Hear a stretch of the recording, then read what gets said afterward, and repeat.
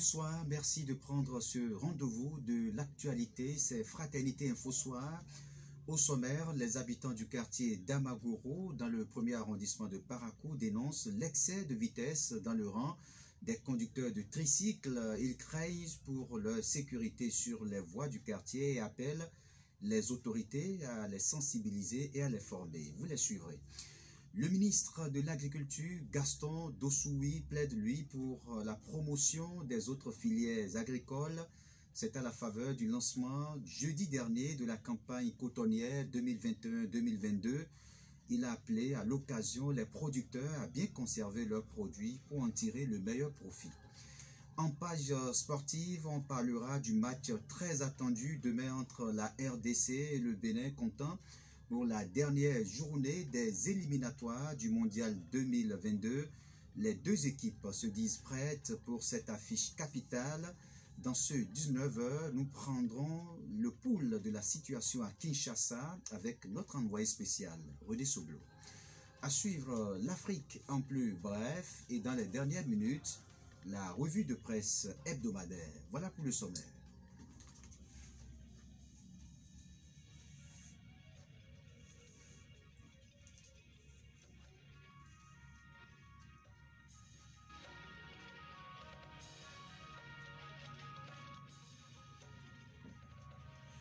Ouvrons ce journal par ce carnet noir. Adja Sidi Nimatou, né Chabi, n'est plus. Le décès est survenu dans la nuit d'hier aux États-Unis après une maladie qui a nécessité son évacuation. Adja Sidi Nimatou, né Chabi, s'en est allée à l'âge de 65 ans. Elle est la sœur de l'actuel maire de la commune de Savet, Denis Oba Chabi, et épouse de Mama Fari, conseiller politique du parti FCDE, Foscori.Bénin émergent et personne ressource, un des sages de Parakou. Adja Sidi Nimatou est l'une des plus grandes opératrices économiques de Parakou et très bien connue du milieu des affaires, ce qui vient donc de nous quitter. À travers cette disparition, la radio Fraternité FM perd aussi l'un de ses grands sponsors. En effet, Adja Sidi Nimatou a toujours sponsorisé, et ce, chaque année, les prêches islamiques du mois de Ramadan que nous organisons en direction de la communauté musulmane. C'est donc une grande donatrice de la radio Fraternité qui s'est éteinte. C'est aussi une mécène pour beaucoup de personnes dans la ville de Parakou, surtout les démunis et les orphelins. Nous n'en voulons pour preuve les nombreux regroupements de personnes qui s'observent au portail de son domicile au quartier Pébier, notamment durant les mois de Ramadan. La direction de la radio Fraternité FM et tout le personnel passe par ma voix pour présenter aux familles éplorées, à son époux et aux enfants de la disparue ses sincères condoléances. Que la terre soit légère à Adja Sidi Nimatou.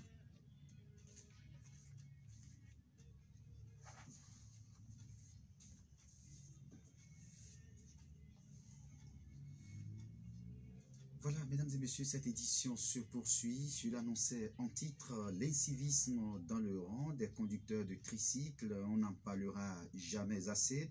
Malgré les multiples sensibilisations et les mesures prises par le maire Inoussa Zimechabi, le phénomène persiste à Parakou. La preuve dans l'avant conduisant au collège d'enseignement général Okedama.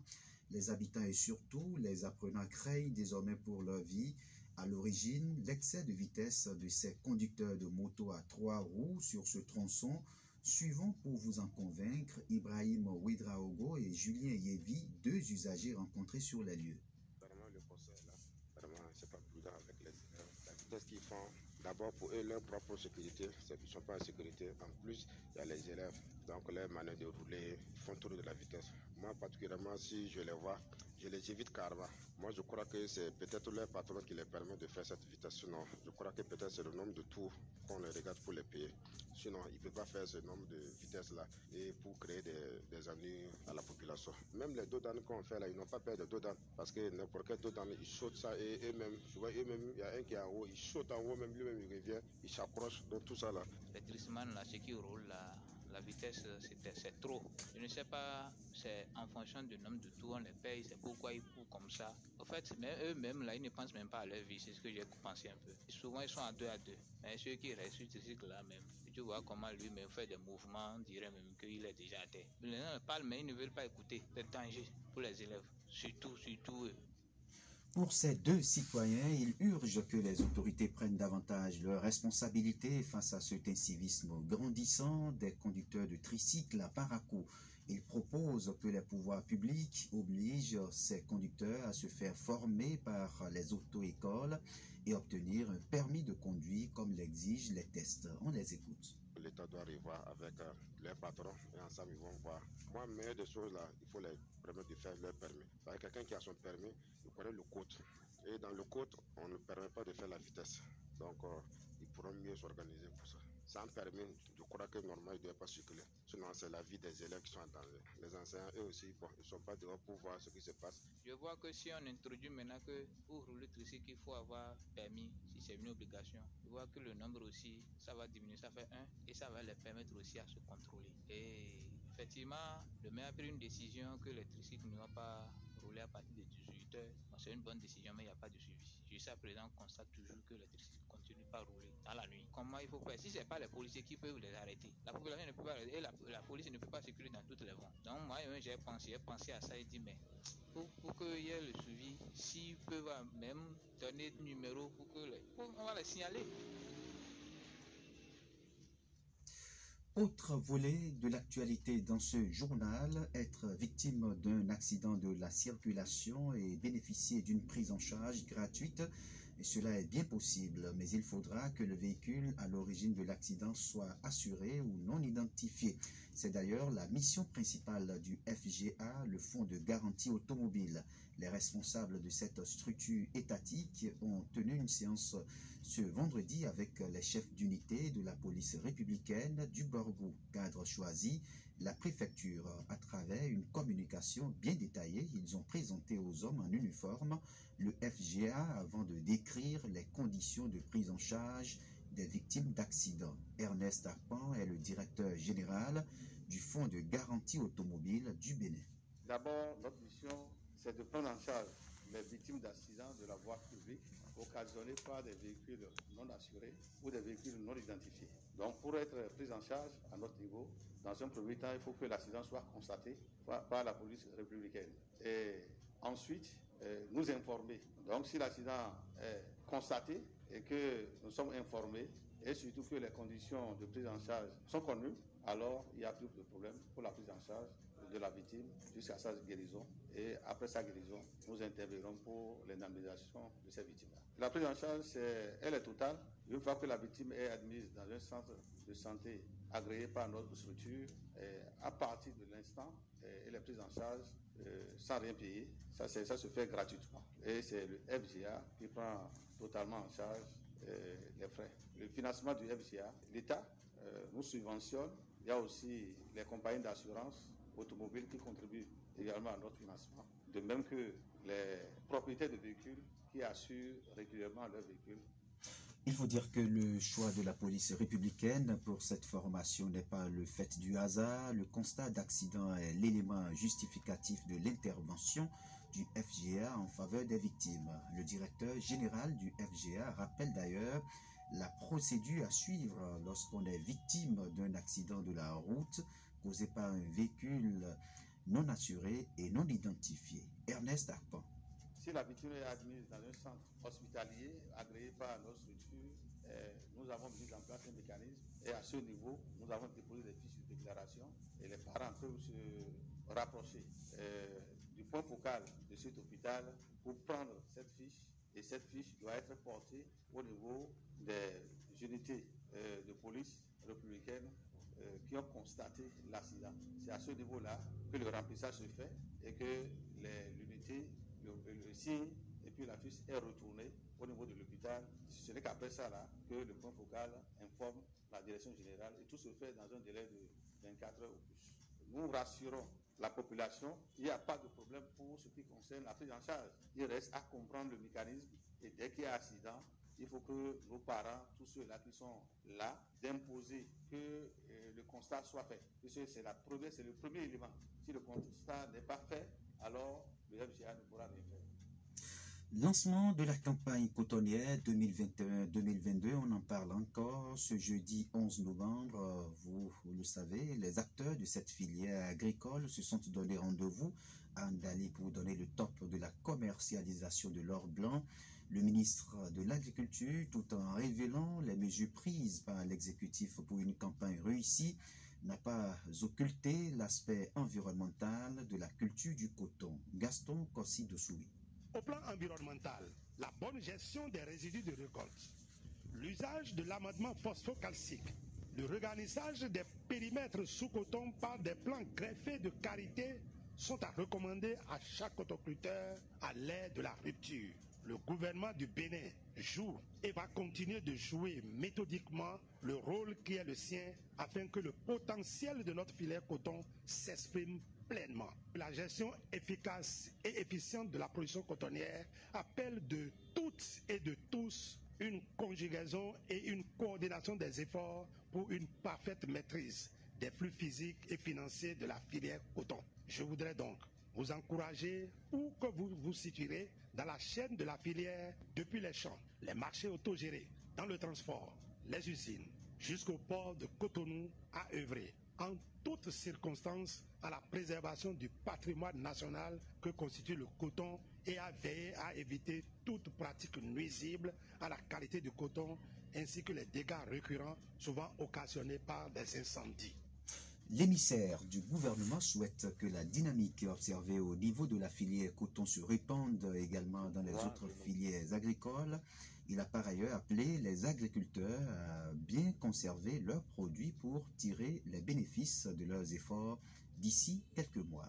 On écoute Gaston Kossi-Dossoui, ministre de l'Agriculture, de l'Élevage et de la Pêche au micro de Jacques Débé. Personne n'ignore l'importance de la filière coton dans l'économie de notre pays.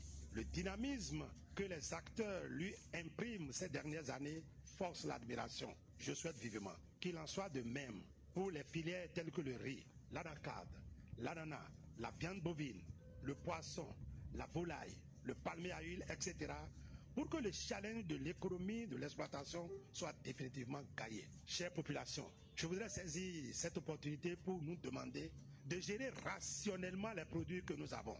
Le marché est très demandeur et les pays sahéliens vont toujours venir capter les céréales, les racines et tubercules chez nous. Si nous ne faisons attention, nous allons brader trop rapidement nos produits et d'ici avril-mai, il peut avoir une économie d'échelle que ceux qui ont pu conserver leurs produits vont gagner. Si aujourd'hui le sac de maïs est à 11 000, dans 4-5 mois, il peut coûter une fois et demi plus cher. Qui est fou pour ne pas gagner le million? Je vous demande de conserver vos produits.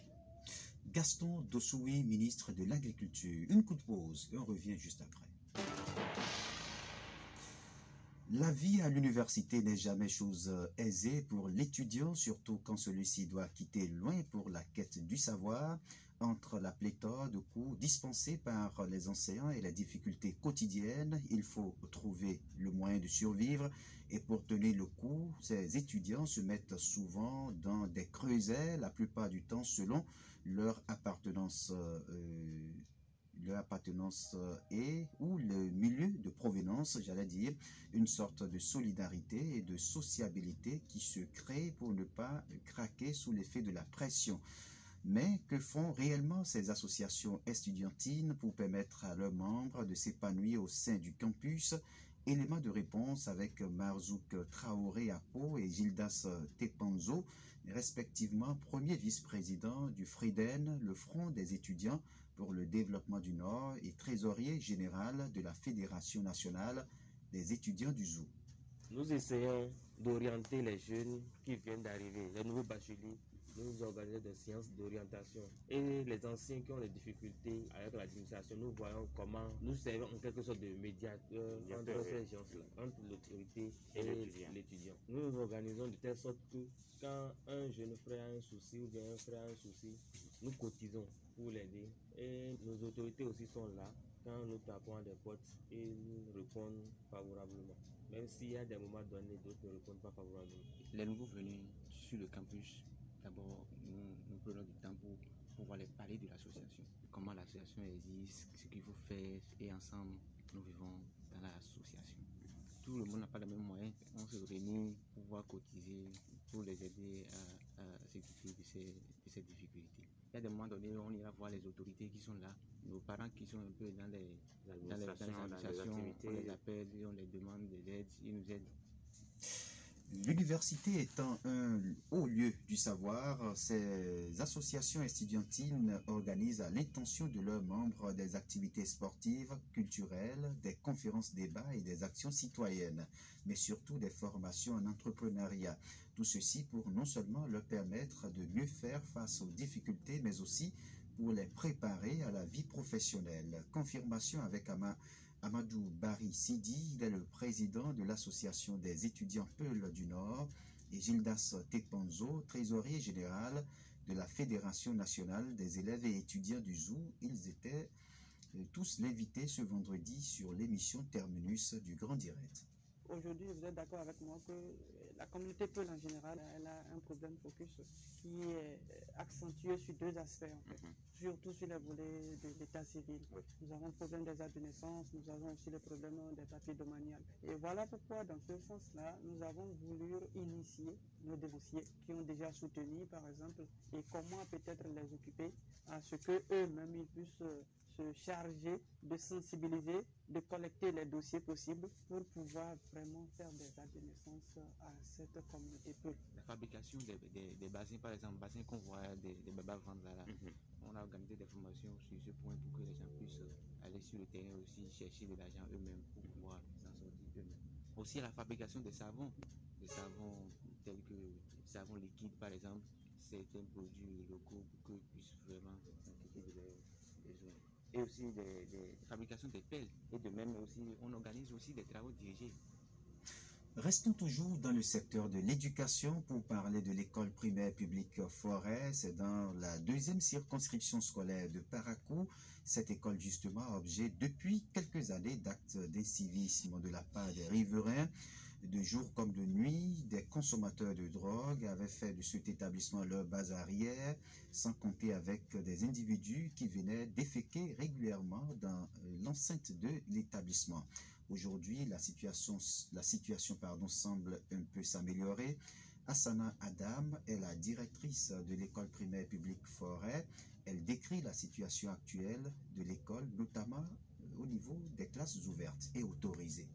Jusqu'à présent, nous sommes toujours avec le seul groupe et on peut même dire que ce groupe n'a plus les 6 cours autorisés vu l'effectif qui diminue à chaque fois. Nous avons les 6 cours qui sont ouverts, mais 3 sont autorisés. Nous avons conservé le CI, le CE1 et ensuite le CM2. Les cours sont fonctionnels. Maintenant, c'est vu l'effectif qui n'est pas du tout très élevé là. C'est ça qui a amené les gens à réduire le nombre de classes. Maintenant, notre souci, c'est de conserver un peu l'effectif, le peu d'effectifs que nous avons. Voilà pourquoi nous avons 2.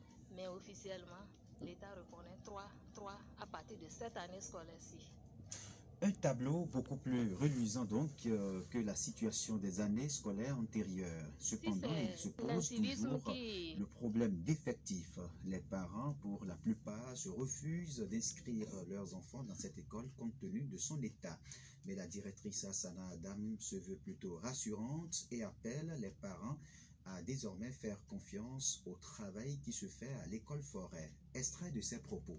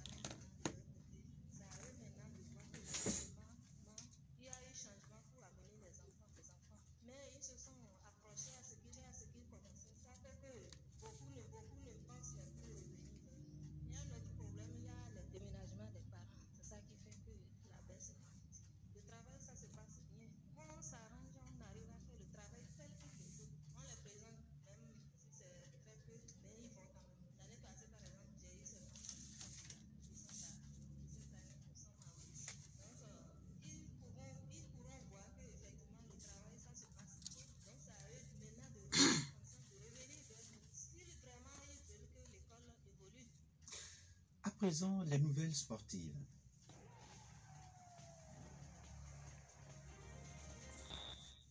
Jacques Degbé, bonsoir. Bonsoir, Raoul Steve Ogunokon. Match République démocratique du Congo-Bénin, les écureuils ont fait la traditionnelle reconnaissance du stade. C'était cet après-midi, les hommes de Michel Dussuyer se sont entraînés sur le stade des Mati, le stade qui accueille ce match demain à partir de 14h, direction justement la capitale congolaise, Kinshasa, pour retrouver René Soglo, notre envoyé spécial, et nous parle de cette traditionnelle reconnaissance du stade. C'est sous une pluie battante que les écureuils du Bénin ont procédé à la reconnaissance du terrain du stade des Martyrs à Kinshasa ce samedi 13 novembre de l'an 2021. Malgré l'apparition de dames pluies qui arrosaient toute la ville, la traditionnelle séance d'avant-match a eu lieu. Les conditions climatiques n'ont pas émoussé les ardeurs de Michel Dussuyer et de ses hommes qui ont commencé leur séance par quelques tours du terrain.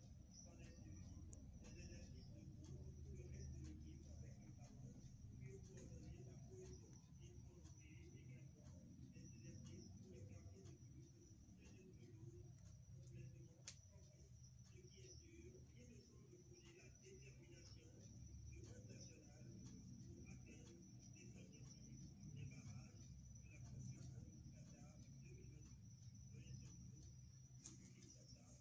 Coupe du Monde Qatar 2022. Voilà, merci à vous, René Soglo, pour toutes ces précisions. Il faut dire que le Bénin fera sans son défenseur central Olivier Verdon. Le joueur de Ludogorets Razgrad en Bulgarie est suspendu pour accumulation de cartons jaunes. Malgré cette absence de taille, le sélectionneur béninois Michel Dussuyer reste confiant. Moi, j'y crois, laissez entendre le technicien français ce matin en conférence de presse d'avant-match. Du côté de la RDC, on y croit également, Jacques Degbé. Oui, le sélectionneur des Léopards, Hector Cooper, l'a fait savoir ce matin même en conférence de presse. Pour rappel, la République démocratique du Congo a obligatoirement besoin d'une victoire pour accéder au barrage, alors que les écureuils n'ont besoin que d'un nul, tout simplement.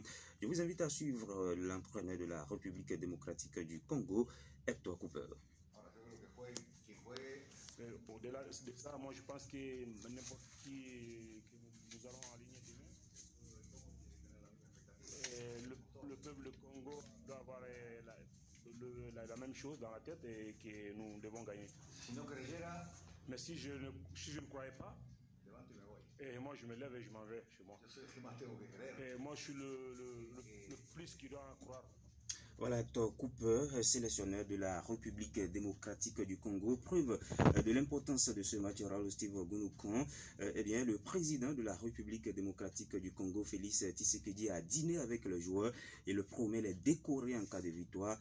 RDC Bénin, c'est ce dimanche à partir de 14h. Un match à suivre en direct et en intégralité, bien évidemment, sur Fraternité FM grâce à notre envoyé spécial René Soglo, actuellement à Kinshasa. Il faut dire que ce samedi déjà, d'autres matchs ont été disputés. Le Bénin a battu, le Nigeria, a battu le Libéria 2-0 dans le groupe C. Dans cette même poule, le Cap-Vert a renversé la République centrafricaine 2-1. On ne connaîtra le qualifié dans ce groupe qu'à l'issue de la dernière journée, la 6e et dernière journée.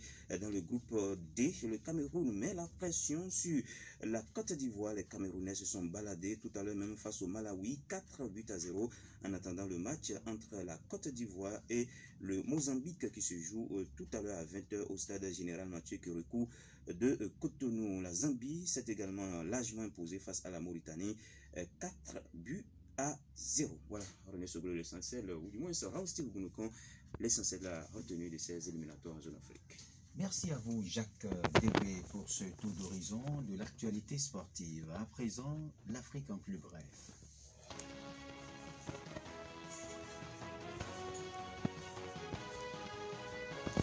Actualité sur le continent au Togo, arrêté à Lomé sans mandat d'arrêt alors qu'il était en séjour le 3 novembre dernier. L'opposant Jean-Paul Oumoulou Après plusieurs jours d'audition, la gendarmerie a été présentée au juge d'instruction qui lui a décerné un mandat de dépôt vendredi 12 novembre pour les chefs d'accusation qui lui ont été signifiés. Jean-Paul Oumoulou encourt 20 ans de prison. À la sortie du tribunal, malgré ses menottes, il est resté calme, obéissant aux injonctions des gendarmes qui le conduisaient dans leurs locaux. Il sera très prochainement envoyé en prison. En République démocratique du Congo, opposants, laïcs, activistes, militants catholiques et protestants sont attendus dans les rues de la capitale Kinshasa ce samedi. Première journée de mobilisation aujourd'hui des forces politiques et sociales de la nation contre l'équipe dirigeante de la Commission électorale nationale CENI, mais les revendications sont aussi sociales. Au Tchad, Mahamad Idriss Déby estime que la transition tchadienne est dans le bon timing et promet à nouveau des élections libres, démocratiques et crédibles à son issue. Le président du Conseil militaire de transition du Tchad s'est exprimé hier sur l'antenne de France 24 à l'occasion de sa venue à Paris, près de 7 mois après son arrivée au pouvoir suite au décès de son père. Il a évoqué les défis auxquels son pays fait face. Mesdames et messieurs, ce sera tout pour cette édition du soir de nos informations. Retour sur les principaux titres.